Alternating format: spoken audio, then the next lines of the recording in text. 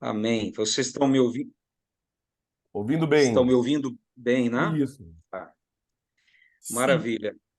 É bom estar aqui com vocês.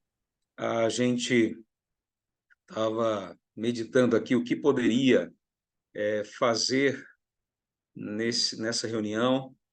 A gente vai ter aí 15 minutos, é isso? 15 minutinhos, né? 15 a 20 minutos, pastor. Mas se o senhor Ô, quiser mais pastor, tempo, a gente tem. Sim. como não é todo dia que nós temos o senhor, fique um pouco mais à vontade conosco, viu? Sim. É uns Tá 15, bom, 20 então. minutos, mas se o senhor tiver que ultrapassar isso, sempre é uma bênção ter um pastor aqui conosco.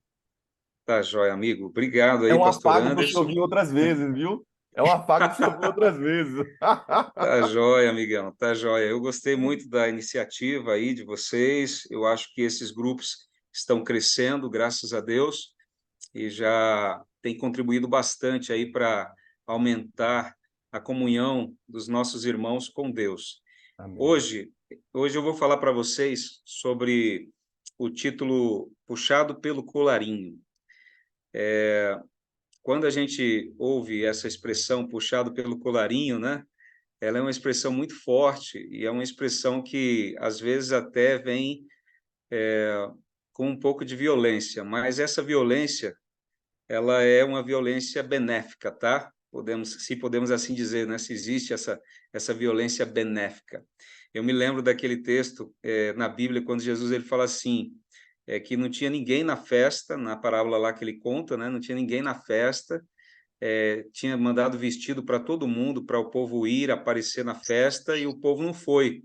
E aí ele mandou o pessoal pelos campos e valados e falar assim, ó, forçai-os a entrar, né? Obrigai-os a entrar. E esse, puxado pelo colarinho, tem essa ideia.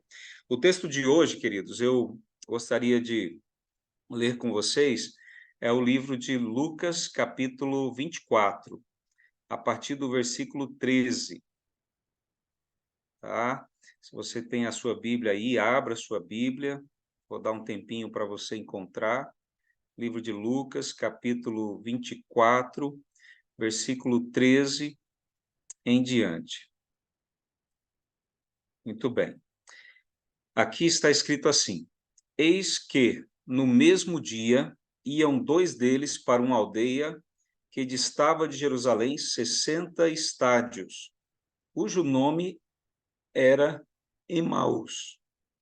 E iam falando entre si de tudo aquilo que havia sucedido.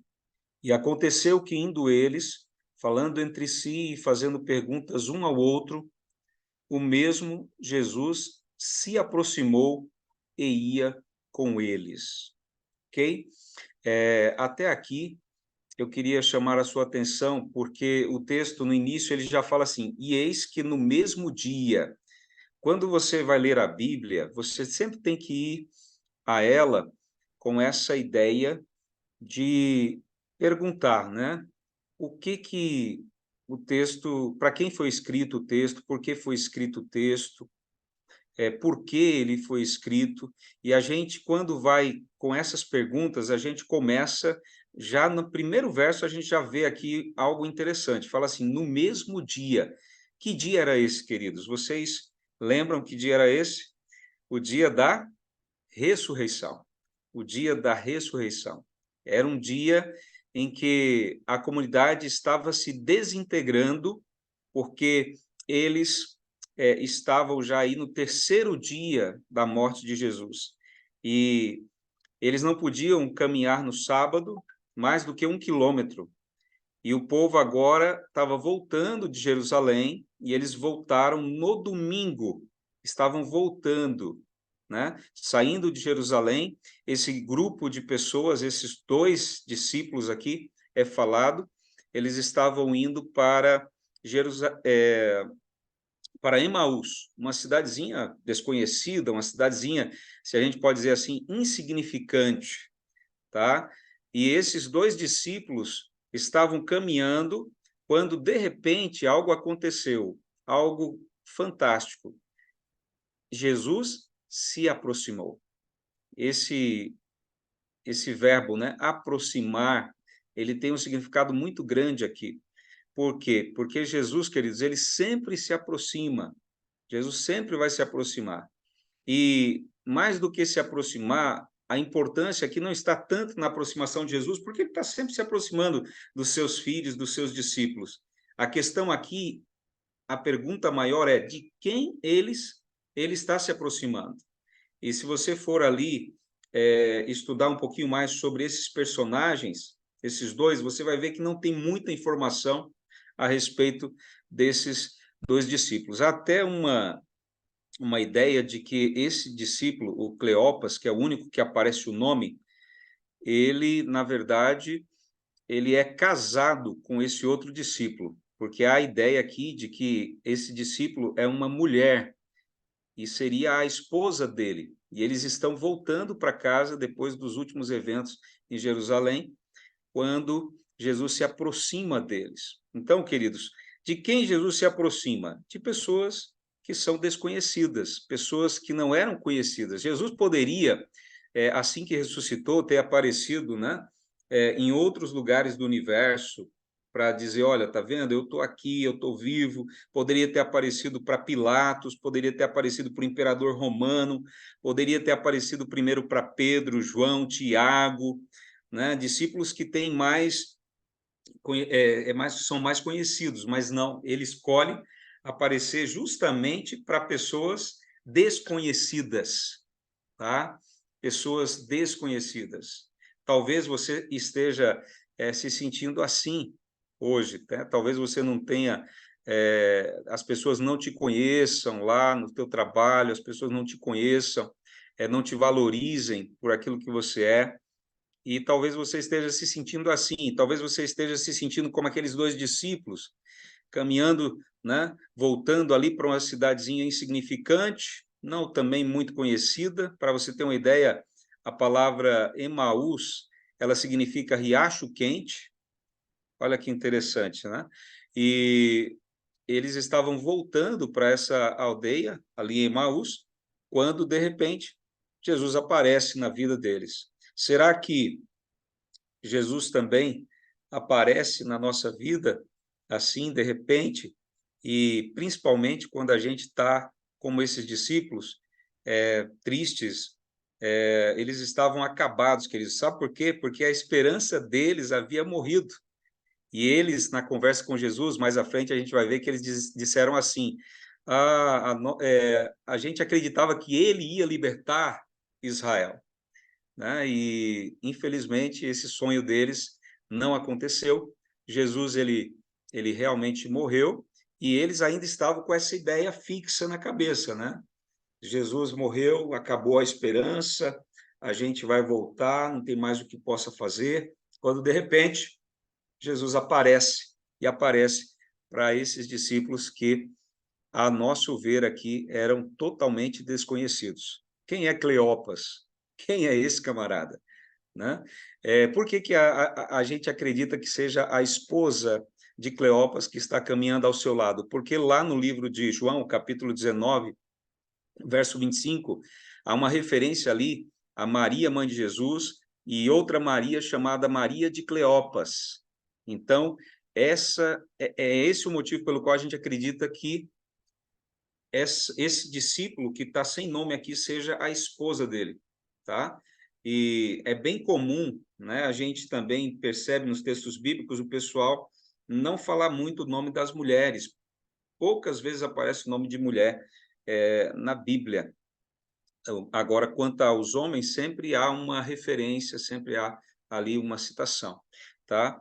Mas isso são apenas ilações, né? A gente não tem aí certeza, lá no céu a gente vai saber exatamente quem era esse discípulo que estava ao lado de Cleopas. Mas veja, eu me recordo, o ano era 1997, e as lágrimas estavam caindo no meu rosto, numa reportagem que eu estava fazendo em Vargem Grande do Sul. E eu me recordo, queridos, que no livro de Salmo, capítulo 56, verso 8, Deus ele fala que, através de Davi, que ele guarda no odre as nossas lágrimas. Ele guarda no odre as nossas lágrimas e ele registra todas as nossas lágrimas no livro. Naquele momento, Jesus ele aparece ao lado desses discípulos desconhecidos para enxugar dos seus olhos essas lágrimas que estavam caindo, que estavam sendo contadas, computadas ali no livro dele. E como eles eram desconhecidos, eu também, em 1997, eu era desconhecidíssimo, né? Eu estava começando ali, se é que a gente pode dizer, o ministério, e nem tinha chamado. Para vocês terem uma ideia, era dezembro, e eu não tinha recebido chamado. Normalmente os chamados chegam no mês de setembro, e a gente estava ali comportando com o plano de ir para os Estados Unidos, trabalhar na Andrews, com meu tio, o Judson Barbosa, que trabalhava na época ali em TI, lá na Andrews. E ele havia feito um convite para a gente poder estar indo para lá, já que não tinha recebido o chamado. E já estava chegando o final da comportagem, e eu me recordo que eu não tinha vendido muito para poder pagar a passagem para ir para os Estados Unidos, e eu estava muito triste, porque eu não tinha me formado em teologia para ir para os Estados Unidos, para trabalhar numa área que eu nem conhecia direito, que era a área de TI. E eu comecei a chorar naquela manhã, chorei muito e perguntei para Deus: por que o Senhor me chamou para fazer teologia, se o Senhor não tinha um chamado para mim? Se o Senhor não me chamou para trabalhar como pastor em alguma igreja ou em algum colégio? E ali orando, por volta de umas 9 horas da manhã, eu deixei os colegas ir embora, eu fiquei lá chorando e falando com Deus. Era mais ou menos uma meia hora depois, alguém bate na porta da casa onde a gente estava se hospedando e pergunta, né? Bateu ali e perguntou: ei, porventura tem alguém aqui chamado Raimoro Neves? Esse é o meu nome completo para quem não conhece. E aí a mulher olhou através da porta ali, tentou, né, olhar, mas não, a porta estava semi-aberta. E aí eu fui lá, atendi e falei: olha, sou eu sou Raimoro Neves. Ela falou: olha, tem uma chamada aqui telefônica para você. Aí eu falei: ué, estranho, quem me conhece, né? Nesse fim de mundo aqui, comportando, como assim? E ela então foi lá e me levou até a casa dela, que era do lado, e aí eu atendi o telefone. Quando eu olho do outro lado vejo do outro lado da linha uma voz dizendo assim: Raimoro Neves? Eu falei: é ele mesmo. Olha, o que que você está fazendo aí, meu amigo? Corre para cá, urgente. Você vai trabalhar no Colégio Adventista de São Miguel Paulista. E eu falei: ô louco, São Miguel Paulista? Eu falei: e você já está atrasado, você tem que estar aqui amanhã cedo. Deixa tudo que você está fazendo aí, vem para cá, porque você acaba de ser chamado aqui para ser o nosso capelão do Colégio Adventista de São Miguel Paulista. E, dito aquilo, queridos, eu fiquei ali impressionado com a resposta de Deus à minha indagação, às minhas perguntas, meus questionamentos. Foi muito rápida a resposta de Deus. E eu deixei tudo para trás e fui, então, trabalhar no Colégio Adventista São Miguel Paulista, e desde então eu tenho estado aqui na Associação Paulista Leste. Esse é o 25º ano, e graças a Deus, as minhas lágrimas, né, como diz ali o livro de Salmos, elas foram realmente colocadas no odre de Deus e foram computadas no livro. Veja, aqueles 2 discípulos estavam assim, né? Eles estavam tristes, caminhando de volta para casa, sem esperança, e Jesus aparece para eles. Não é um privilégio, irmãos? Vejam, desconhecidos, não era nem Pedro, nem Tiago, nem João, discípulos desconhecidos. Às vezes a gente está se sentindo assim nesse mundo, ninguém nos conhece, ninguém sabe a nossa importância, o nosso valor, e aí Deus, ele se aproxima da gente, e ele caminha conosco. Há um processo aí, os verbos, né? Primeiro ele se aproxima, depois ele caminha, e depois ele pergunta. Então, a gente vê Jesus aí nesse crescendo de relacionamento. Há um crescimento nesse relacionamento entre Jesus e seus discípulos que eram desconhecidos da maioria das pessoas, mas não era desconhecido de Jesus. Ei, Não existe discípulo desconhecido, irmãos, de Jesus Cristo. Não existe. Ele te conhece, ele sabe tudo a teu respeito. A Bíblia diz que ele sabe até os fios, né, de cabelo que tem na nossa cabeça. E embora na minha cabeça não tenha muitos, que nem na do pastor Anderson, ele sabe quantos fios de cabelo tem ainda na minha cabeça e quantos já caíram só nessa noite, viu? Porque não é brincadeira, né? A gente vai envelhecendo e as coisas vão acontecendo, mas Deus está atento a tudo, até mesmo essa questão que para nós, né, é tão importante e para alguns não é tão importante, mas para ele, com certeza, tem uma grande importância. Veja, Jesus, quando chega ali no meio do caminho, ele pergunta para aqueles meninos, olha, o que que vocês estão discutindo, o que que vocês estão falando aí? E aí eles abrem o coração e falam tudo, e Jesus então diz assim, como assim, vocês não conhecem as Escrituras, vocês não sabem o que estava dizendo sobre o Messias nas Escrituras? Jesus dá ali um estudo bíblico, de Gênesis até Malaquias, para aqueles discípulos, discorrendo sobre tudo aquilo que tinha nas Escrituras a respeito do Messias, e os olhos deles, embora fechados, não reconhecem a Jesus, no coração deles vai aquecendo, vai se aquecendo, né? Eles estão indo para Emaús, águas quentes, e o coração vai se aquecendo. De repente, chega no meio do caminho, e eles olham para Jesus e falam assim, olha, Jesus, eles não falam Jesus porque não sabiam que era Jesus, mas eles falam, você não quer entrar na nossa casa, começaram a insistir com Jesus, e insistiram tanto, mais tanto, por isso a palavra aparece ali no versículo 28, quero chamar sua atenção aqui para o versículo 28, para ler comigo, diz assim, versículo 28, melhor. E chegaram à aldeia para onde iam, 11 quilômetros depois, uma média de 1h30, 2 horas de caminhada.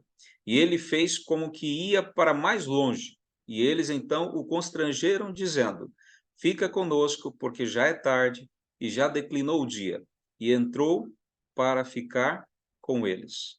Então, aqui, quando fala que eles o constrangeram, queridos, essa expressão constrangeram, em grego, é puxar pelo colarinho, essa a ideia de puxar, segurar, né, forçar Jesus a entrar, tá?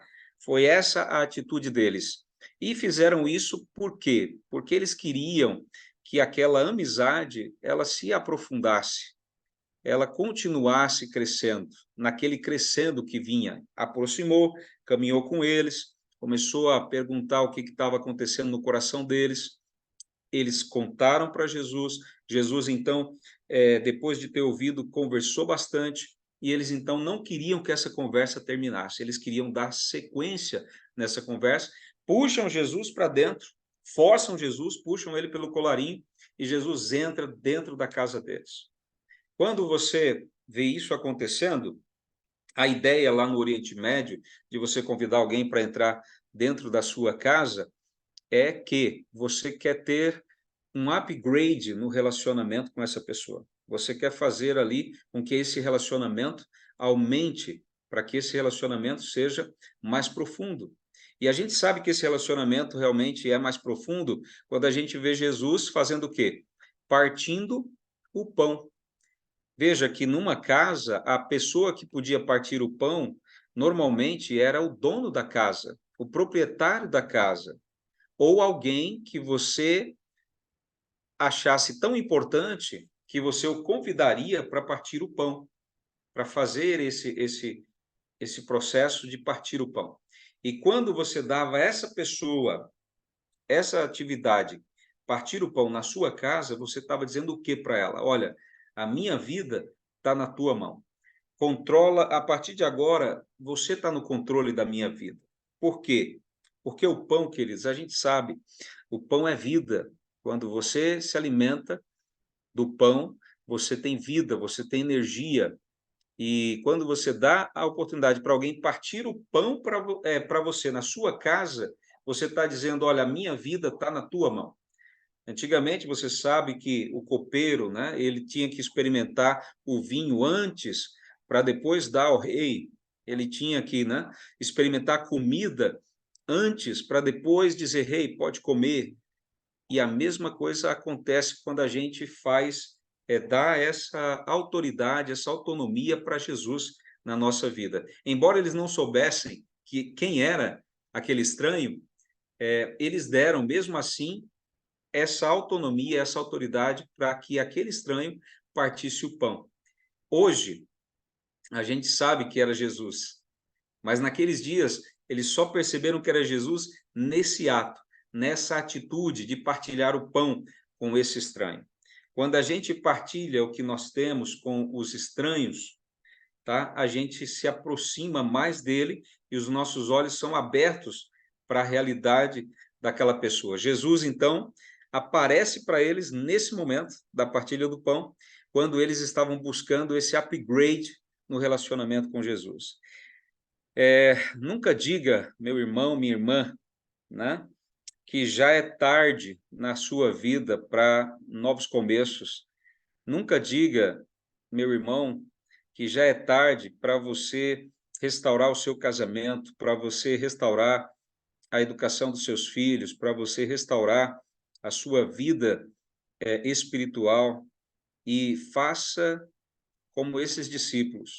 Depois de ter visto que Jesus se aproximou de você, um discípulo desconhecido, visto que Jesus caminhou ao seu lado durante toda essa jornada, e que chegou o momento de ir para casa, chegou na sua casa, finalmente um dia a gente vai chegar na nossa casa e Jesus vai estar para sempre conosco. Dê a ele a oportunidade de aprofundar o relacionamento com você. Coloque a sua vida na mão dele. E como ele fez naquele dia, partindo o pão com os discípulos, ele também vai fazer para sempre na sua casa. Toda vez quando eu vou partir o pão com a minha família, toda vez quando eu vou tomar uma refeição com a minha família, eu sempre falo para eles, olha, vamos pedir a Jesus para partir esse pão para nós, e a gente faz então uma oração, colocando a nossa vida na mão de Deus e dizendo para ele, fica conosco, Senhor, não vai adiante, fica aqui em casa, já é tarde para muita gente, mas para nós é apenas o começo da jornada, e eu tenho certeza que Deus ele vai nos dar ali o principal, que é a vida, e uma vida abundante. É isso que ele quer fazer com você, é isso que ele faz conosco, todas as vezes que a gente coloca a nossa vida nas mãos dele. Concluindo, eu só queria dizer para vocês que aqueles discípulos, depois de saberem que era Jesus, porque Jesus se apresenta para eles, eles não ficaram em casa. Veja que é perigoso sair à noite de casa. Mesmo assim, eles saíram correndo para encontrar-se com os outros discípulos. E todo o caminho de volta, né? Eles foram para Betânia agora. Saíram correndo e foram para Betânia. E chegaram em Betânia e avisaram os discípulos que tinham encontrado Jesus. E eu fico imaginando, talvez alguns discípulos ficarem indignados, especialmente Pedro, Tiago e João, porque Jesus escolheu aparecer para dois discípulos desconhecidos e não para eles, primeiramente. Então, em primeira mão, Jesus apareceu para estes, e estes não seguraram o ímpeto e a alegria de poderem ter visto Jesus e saíram anunciando, então, para os 11 discípulos que estavam lá nas cercanias de Jerusalém. Veja, queridos, o túmulo vazio não tem muito significado, não, mas o Cristo ressurreto é muito importante. O significado é muito grande. E aqueles garotos, aqueles discípulos, né, melhor, eles estavam saindo para anunciar o Cristo ressurreto. Hoje, queridos, não há mais dúvidas de que Jesus ressuscitou no meio dos cristãos, mas ainda existe muita dúvida em relação à ressurreição de Cristo fora do cristianismo. Então, nós hoje somos chamados também para fazer a esperança renascer no coração daqueles que estão tristes, caminhando na caminhada dessa vida, na jornada dessa vida. Que Deus abençoe você, que você lembre-se sempre que Jesus se aproxima de você, ele caminha ao seu lado e ele vai chegar em breve no destino dele já chegou, mas a gente precisa chegar junto com ele lá. Então, não vamos desistir no meio do caminho, tá? Nosso coração vai ser aquecido à medida que a gente for caminhando ao lado de Cristo. Ele vai alimentando a gente com a sua palavra e mostrando na sua palavra tudo aquilo que tem que acontecer para que um dia você e eu possamos estar ao lado de Cristo para todo sempre, como melhores amigos de Jesus para sempre, né? Best friends forever, né? De Jesus Cristo. Que Deus abençoe a sua vida, que esse dia possa ser um dia especial e que você possa ver respostas à sua oração acontecendo ao longo deste dia. Que Deus abençoe a sua vida e que você continue sendo esse servo fiel até a morte para ganhar a coroa da vida. Vamos fechar os olhos? Vamos orar? Pai querido, Pai amado, nós queremos agradecer a Ti pela oportunidade que o Senhor nos dá de, numa manhã ensolarada, poder aqui conversar com o Senhor, poder ouvir a Tua voz através da Bíblia, poder, Pai, entender que para o Senhor não existem discípulos desconhecidos, para o Senhor não existem discípulos que não têm valor, o Senhor conhece cada um de nós, sabe tudo a nosso respeito, conhece as nossas lágrimas, consegue colocar no teu odre cada uma delas, escrever no teu livro, e o Senhor também vem para caminhar ao nosso lado durante esse trajeto que estamos fazendo para Canaã Celestial. Que a gente possa ter os olhos bem abertos e saber, Pai, que a Tua presença é constante ao nosso lado e que a gente precisa aprender a Te adorar e chegar a esse nível de colocar a nossa vida em Tuas mãos para que o Senhor possa partir o pão conosco e participar de todos os eventos mais importantes da nossa vida. Abençoe ao pastor Mendonça, a irmã Rosana, a todos aqueles que todas as manhãs se preocupam com o crescimento espiritual, não apenas deles, mas também de toda esta comunidade, para que eles continuem crescendo na graça, no conhecimento de Jesus Cristo e que um dia todos nós, lá no céu, possamos ouvir da boca do Mestre maior, Jesus Cristo, todas estas histórias, todas essas experiências contadas por ele, vividas por ele, enquanto esteve aqui conosco, as impressões que ele reuniu, que a gente possa estar com ele na eternidade. Que nada nos impeça de atravessar os portais dessa cidade e se assentar à mesa para que Jesus possa partir o pão conosco, porque a nossa amizade, ela se aprofundou de tal maneira que não conseguimos mais viver longe dele. Esteja conosco, Pai, durante todas as horas deste dia. Nós te pedimos e agradecemos em nome de Jesus Cristo. Amém. Amém. Querido Pai, eterno Deus, continuando, Senhor, na tua presença, para honrar e glorificar o teu nome, Senhor. Queremos te agradecer, Pai, pela vida do pastor Raí, pela disponibilidade que ele teve, Senhor Deus, de ser usado por ti, de ter deixado o Senhor falar, Senhor, através dessa mensagem. Que mensagem linda, Senhor Deus, que tocou meu coração e fez me lembrar, Senhor Deus, dos momentos que eu estava em angústia, em aflição, dor, em meio às lágrimas.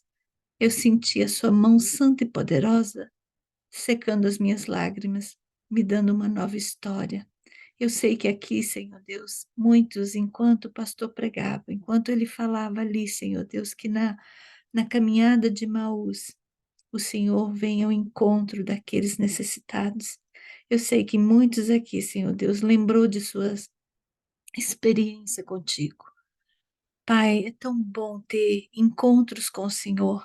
É tão bom, Senhor Deus, sentir a tua presença como nós estamos sentindo nesse momento. É tão bom, Senhor Deus, saber que o Senhor está com os braços estendidos ao nosso encontro para nos abraçar, secar as nossas lágrimas, atender os nossos pedidos, os nossos clamor. Nós temos clamor no nosso coração, Senhor Deus.